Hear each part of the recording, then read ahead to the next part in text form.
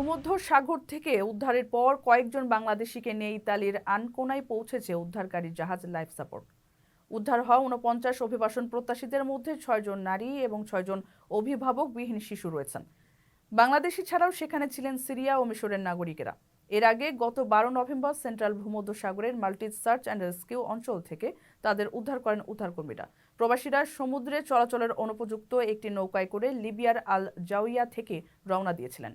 জানা গেছে, ফাইবার গ্লাসের তৈরি নৌকাটির মধ্যে সমুদ্র যাত্রার জন্য প্রয়োজনীয় নিরাপত্তা সরঞ্জামের কিছুই ছিল না। অভিবাসন প্রত্যাশীদের মধ্যে বাংলাদেশি আছে জানা গেলেও কোন দেশ থেকে কতজন এসেছেন তা সুনির্দিষ্টভাবে জানা যায়নি। দাতব্য সংস্থা ইমার্জেন্সি জানিয়েছে, সংঘাত, সহিংসতা, দারিদ্র্যের কারণে নিজ দেশ ছেড়ে ইউরোপে আশ্রয় নিতে চেয়েছিলেন এই অভিবাসন প্রত্যাশীরা।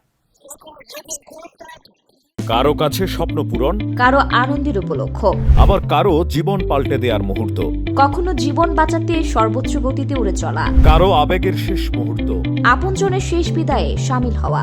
এমন সব ইচ্ছে পূরণে সর্বনিম্ন ভাড়ায় দ্রুতগতির বাহন প্রবাসীর হেলিকপ্টার। আপনার প্রয়োজনে যোগাযোগ করুন আমাদের হটলাইনে।